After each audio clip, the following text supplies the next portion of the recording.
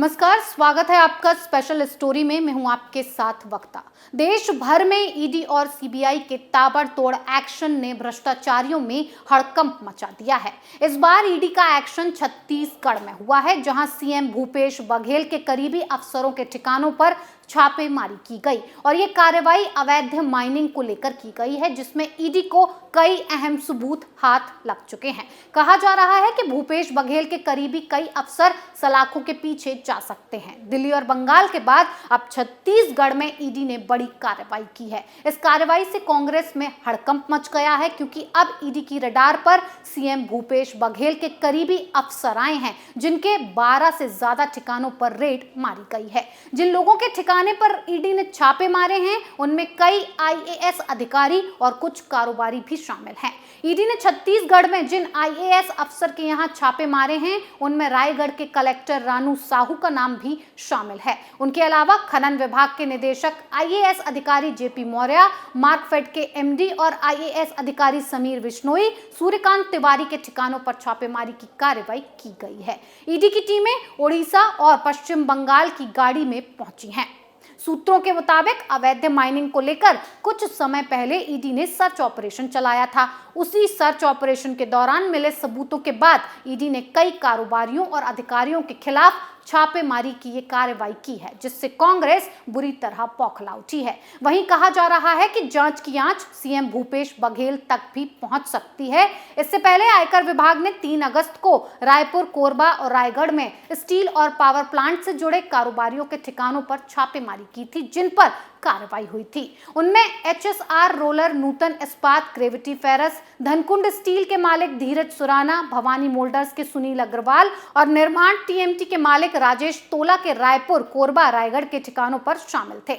इसके 2 दिन बाद ही ईडी ने रायपुर, दुर्ग, भिलाई और राजनांद गांव के कुछ कपड़ा और ज्वेलरी कारोबारी के ठिकाने पर एक साथ छापा मारा था, जहां से ईडी को बड़े बड़े सबूत हाथ लगे थे और कई लोगों पर गाज भी गिरी थी। लेकिन अब छत्तीसगढ़ में भूपेश बघेल के करीबी अफसरों पर हुई कार्रवाई से कांग्रेस में हड़कंप मच गया है। ईडी की रडार पर ये आईएएस अधिकारी भी हैं, जिनसे संबंधित कई अन्य आरोपियों के लोकेशंस पर सर्च ऑपरेशन किया गया है। ईडी के रडार पर जो आईएएस अधिकारी हैं, उनके नाम ये हैं: समीर बिश्नोई आईएएस अधिकारी, Raigarh collector Ranu Sahu, JP Maurya IAS अधिकारी और रानू साहू के पति। बस जैसे ही कांग्रेस शासित राज्य में ईडी पहुंची तो हड़कंप मच गया, यानी कि कांग्रेस को यह डर सताने लगा कि कहीं उनके मुख्यमंत्री के जरिए सारे भ्रष्टाचार की पोल ना खुल जाए। इसीलिए सबसे पहले मैदान में कूदे छत्तीसगढ़ के सीएम भूपेश बघेल। छत्तीसगढ़ में जारी ईडी की कार्रवाई के बीच मुख्यमंत्री भूपेश बघेल ने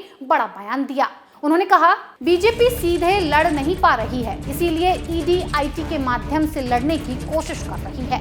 पहले ही कह चुका हूं कि ये फिर आएंगे, ये आखिरी नहीं है। जैसे जैसे चुनाव पास आएगा, इनकी यात्राएं और बढ़ेंगी। इन्हें डराने धमकाने के अलावा कोई काम नहीं है, लेकिन जनता जान चुकी है कि केंद्र में बैठी भाजपा सरकार एजेंसियों का दुरुपयोग कर रही है। मुख्यमंत्री भूपेश बघेल उत्तर प्रदेश के पूर्व सीएम मुलायम सिंह यादव की अंत्येष्टि में रवाना होने से पहले मीडिया से बात कर रहे थे और तभी उन्होंने अपनी सारी भड़ास मीडिया के सामने निकाल दी। ये बौखलाहट कांग्रेस की तब भी देखने को मिली थी, जब नेशनल हेराल्ड केस में ईडी ने पूछताछ का सिलसिला शुरू किया था। इससे पहले जुलाई में भी इनकम टैक्स विभाग ने मुख्यमंत्री की ओएसडी सौम्या चौरसिया, कलेक्टर रानू साहू, सूर्यकांत तिवारी से पूछताछ की थी। इस दौरान कोयला व्यापारी सूर्यकांत तिवारी और सौम्या चौरसिया के घर से करीब 200 करोड़ रुपए की चल अचल संपत्ति सामने आई थी। हालांकि बाद में सूर्यकांत तिवारी ने आरोप लगाया था कि आईटी उन्हें छत्तीसगढ़ का एकनाथ शिंदे बनाने का दबाव डाल रही थी, यानी कि कांग्रेस में बगावत के सुर उठाने की तैयारी की जा रही थी, लेकिन ऐसा हो नहीं पाया। इसीलिए बौखलाहट में कांग्रेस मोदी सरकार पर आरोप लगाने का काम करने लगी कि केंद्र में बैठी भाजपा की मोदी सरकार सेंट्रल एजेंसियों का दुरुपयोग कर रही है। छत्तीसगढ़ में 6000 करोड़ रुपए चिटफंड घोटाला हुआ, इस पर ईडी आईटी की कार्रवाई क्यों नहीं होती? हमने कई बार पत्र लिखा, लेकिन केंद्रीय एजेंसियां इस पर ध्यान ही नहीं दे रही हैं। भाजपा ईडी, आईटी, डीआरआई के माध्यम से लड़ने की कोशिश कर रही है।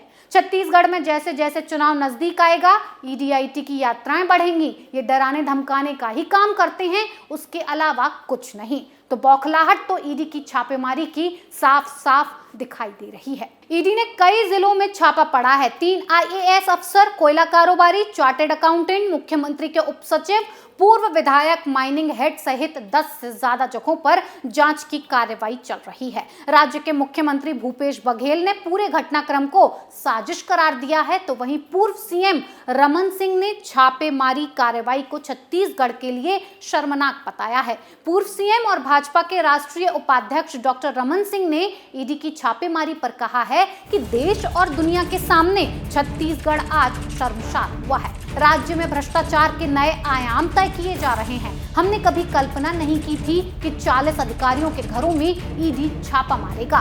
मुख्यमंत्री भूपेश बघेल सोनिया गांधी का एटीएम है। छत्तीसगढ़ में 25 रुपए प्रति टन कोयला के ऊपर से अवैध वसूली हो रही है। कोरबा शहर में पान ठेला वाला से लेकर चाय दुकान वाले और चपरासी कलेक्टर सभी जानते हैं कि पैसा कहां जा रहा है। रमन सिंह यहीं नहीं रुके और कांग्रेस की पूरी पोल पट्टी खोलने पर आ गए। रमन सिंह ने आगे कहा कि हिंदुस्तान के इतिहास में शायद ये पहली बात हुआ है कि आईएएस अधिकारियों के घर ईडी की इतने बड़े पैमाने पर रेड पड़ी हो। भूपेश बघेल की काली कमाई की पोल खुलने लगी है। भाजपा सीधी लड़ाई लड़ेगी, कांग्रेस सरकार जाने वाली है। पंजा छाप अधिकारी संभल जाएं, ज्यादा वक्त नहीं है। अगर ईमानदारी से काम नहीं किया तो बचने वाले नहीं हैं। वो बार बार कहते हैं ईडी आएगी। जब ईडी साक्ष्य लेकर छत्तीसगढ़ आई है तो भूपेश बघेल घबरा क्यों रहे हैं? तो कुल मिलाकर कांग्रेस की छत्तीसगढ़ से भी विदाई होती दिख रही है, क्योंकि ईडी आईटी पहुंच चुकी हैं और भूपेश बघेल के कारनामों को उजागर कर रही हैं, जिससे ये साफ हो गया है कि कांग्रेस की सरकार जहां जहां है वहां घोटाले का अंबार लगा हुआ है। अब जब आला कमान देश के सबसे बड़े घोटाले में फंसे हैं, ईडी ने नेशनल हेराल्ड केस में जब राहुल गांधी और सोनिया गांधी को नहीं बख्शा तो सीएम भूपेश बघेल को कैसे बख्श देगी? विपक्ष घोटालों में पूरी तरह से सराबोर है, लेकिन जब कार्रवाई होती है, ईडी एक्शन लेती है तो सारा विपक्ष एक ही रटा रटाया डायलॉग मार देता है कि ये सारी साजिश मोदी सरकार की है और बीजेपी सब कुछ घटिया राजनीति के लिए करती है। ये धमकियां पुरानी हो गई हैं और अब भ्रष्टाचार पर कड़ा प्रहार हो रहा है, जो कि पीएम मोदी पहले ही कह चुके थे कि देश में भ्रष्टाचार को खत्म करना है, जिसका पालन ईडी बखूबी कर रही है और कांग्रेस बौखला रही है। स्पेशल स्टोरी में फिलहाल इतना ही। फिर किसी नए मुद्दे के साथ हाजिर होंगे। बने रहिए कैपिटल टीवी के साथ। नमस्कार।